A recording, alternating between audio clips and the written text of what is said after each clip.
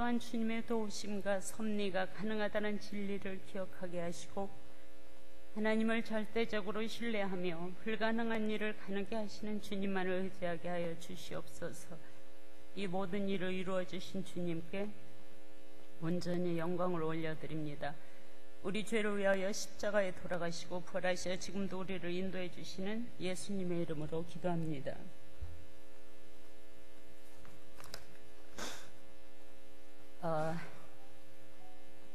출입 전에 기도했던 제 기도의 응답이 200% 주님께서 응답해 주셨습니다.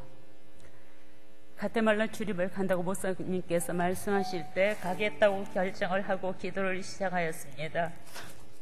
5월에 가기로 한 계획이 캔슬되고 나자 마음속에 참 잘 되었다는 생각이 비전 출입하는 것이 좋지 않겠다는 생각, 가야 되나 안 가야 되나 하는 그런 이 비전 출입 목적이 나에게 뚜렷하지 않았습니다. 이런 마음으로 가지 않는 것이 좋겠다고 생각했을 때 다시 7월로 비전 출입이 결정되고 많은 분들이 가신다고 하셨습니다.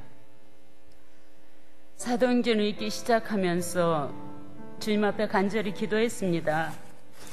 주님, 그저 비전 출입을 가는 것이 아니라 제가 정말 주님께서 주시는 마음으로 갈 수 있게, 그런데 사도행전 28장에서 사도 바울이 복음을 전하다 죄인으로 압송되어 로마로 도착한 그곳 형제들이 사도 바울이 로마에 도착한다는 소식을 듣고 아비오 광장과 트레이스 따베르네까지 맞으러 오니 바울이 그들을 보고 하나님께 감사하고 담대한 마음을 얻으니라고 말씀하셨습니다. 말씀하고 잊고 기도하는 가운데 마음의 평안이 왔습니다. 그래, 말씀처럼 김우섭 양근 선교사님이 우리를 보고 이런 마음이 된다면 우리가 가는 비전 출입은 분명히 하나님께서 주시는 것이라고 생각했습니다.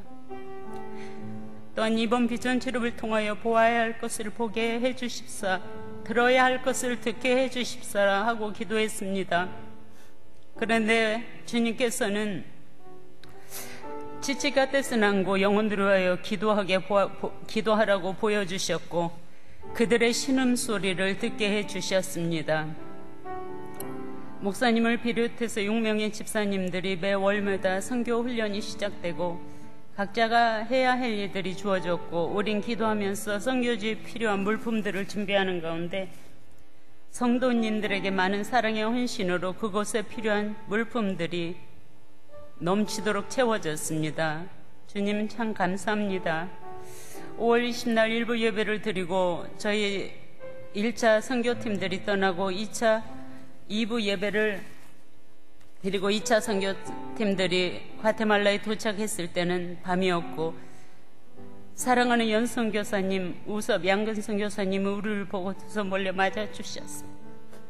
우린 너무 반가움에 아무 말도 못하고 한참을 부둥켜 안고 그대로 있었습니다. 우린 말을 하지 않아도 서로의 생각을 알고 있었지요. 주님 참 감사합니다. 이들이 외롭고 힘든 시간을 보내시기에 주님께서 이들을 위로하시고 격려하시기 위해 우리를 보내셨군요. 이것이 첫 번째 나의 기도 응답이었습니다. 전날 밤 심할때 난고 연승교사님이 사역하는 곳에서 지내고 다음날 우리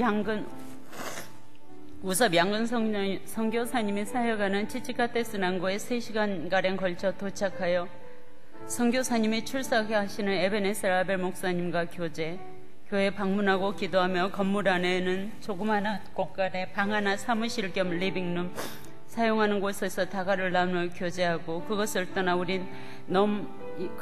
떠날 때 우린 너무 호화롭고 부족한 것 없이 사는구나라는 생각하며 회개하였습니다.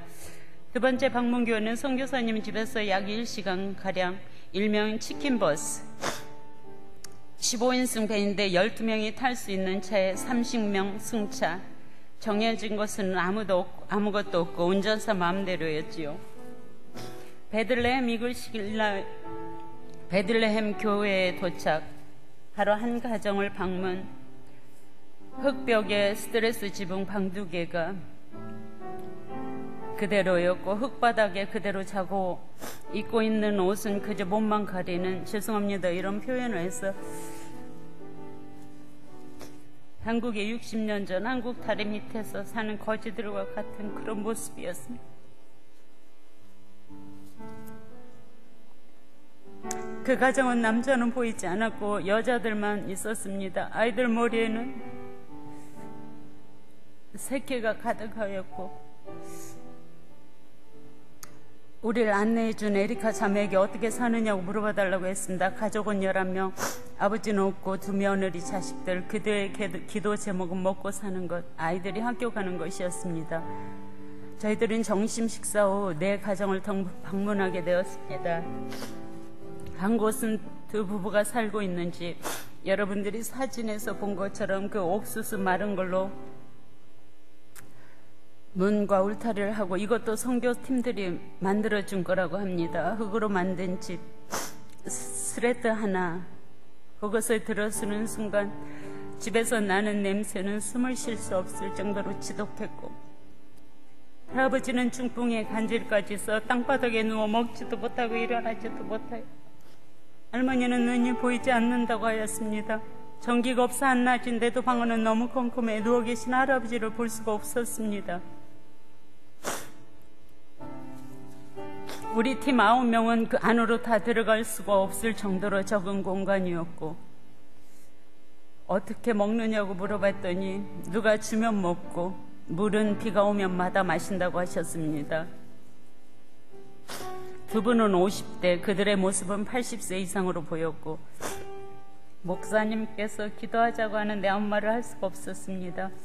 오직 주님이라는 말밖에. 그 집을 떠나오다 집사님 한 분이 자기가 마실 물을 드리겠다고 돌아갔을 때 할머니 눈이 보이지 않아 물병을 못 잡고 고공에서 물병을 잡으려고 하셨다고 하셨습니다. 저희들이 4번째 방문한 가정은 남편은 11일 전에 돌아가셨고, 중학생 아들, 딸을 데리고 산다고 하였습니다. 아들은 학교 보내지만 딸은 돈이 없어 못 보낸다고. 기도 제목은 딸이 학교 가는 거, 먹고 사는 것이었습니다. 학비가 얼마나 드냐고 물어봤더니 1개월에 $5라고 하였습니다. 기도를 마치고 목사님께서 우리 교회가 2 아이들의 학비를 도와주겠노라고 하였습니다. 우리가 방문한 가정들이 이와 같은 삶 속에서 아이들이 학교 못 가고 먹지도 못하고 입지도 못하는 형편이었습니다. 또한 남자들은 술과 마약으로 중독되어 있었으며 길거리에 누워있는 모습도 보았습니다.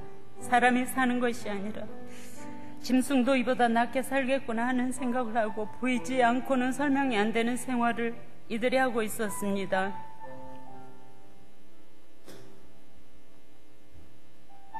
저희들은 서로를 바라보며 아무 말도 못하고 각 가정을 방문할 때마다 돌아서 나오면서 마음속으로 주님 앞에 간절히 기도하였습니다. 주님, 정말 이들을 위해서, 이들이 정말 예수 그리스도를 믿고 정말 살 수 있게 도와주십시오 하고, 각 가정마다 비슷한 생활 속에서 살고 있는 이들을 위해서 간절히 기도하고, 김우섭 김양근 선교사님 사역은 고아와 과부, 병든 자들, 그리고 굶주린 자들을 신방하며 사역하고 계셨습니다. 선교사님의 앞으로 비전은 야간 학교를 세워 고아와 굶주린 아이들을 위하여 먹이고 입히고 성경을 가르치며 교육하는 일을 준비하고 계신다고 기도를 부탁했습니다. 마지막 날 우린 서로를 보면서 사랑하는 양근 선교사님, 뒤로 하고 저희들은 그곳을 떠날 때 주님 앞에 간절히 기도하는 마음으로 떠나왔습니다. 여러분들 양근 선교사님 사역, 우섭 선교사님 사역과 정말 그곳에 먹지 못하고 입지 못하고 학교도 가지 못하는 그 영혼들을 위하여 하나님께서 그들을 먼저 구원하여 주실 수 있도록 기도하기 여러분께 부탁드립니다. 감사합니다.